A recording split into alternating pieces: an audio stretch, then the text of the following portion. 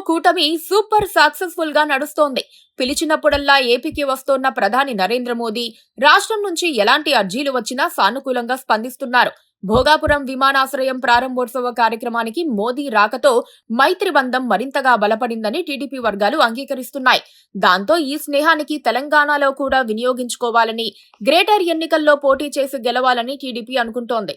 Greater Hyderabad లో BJP బలంగా ఉందని అందరికీ తెలిసిందే.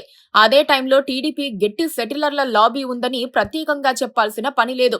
గత కొన్ని ఎన్నికల్లో పోటీకి దూరంగా ఉన్న టీడీపీ ఈసారి మాత్రం గ్రేటర్ లో సత్తా చాటాలనుకుంటోంది.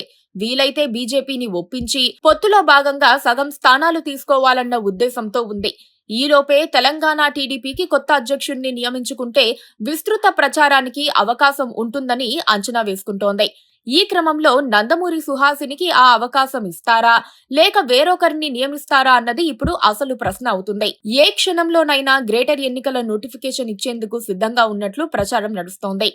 అన్ని రాజకీయ పార్టీలు సన్నాహాలు మొదలుపెట్టాయి. ఈ విషయంలో అధికార కాంగ్రెస్ పార్టీ ముందు వరుసలో ఉంది.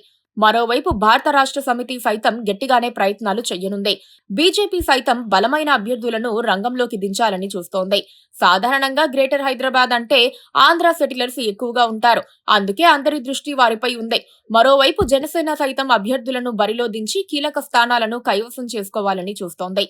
ఇటువంటి పరిస్థితుల్లో తెలుగుదేశం పార్టీ పాత్ర ఎలా ఉండబోతోంది అనేది చర్చ మొదలైంది. మొన్నటి సార్వత్రిక ఎన్నికలతో పాటు అంతకుముందు అసెంబ్లీ ఎన్నికల్లో టీడీపీ పోటీ చేయలేదు.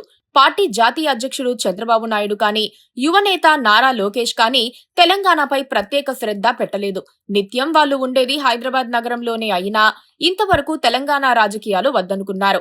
ఇప్పుడు మాత్రం రూటు మార్చి గ్రేటర్ ఎన్నికలతో తెలంగాణలో రీఎంట్రీ ఇచ్చే ప్రయత్నంలో ఉన్నారు.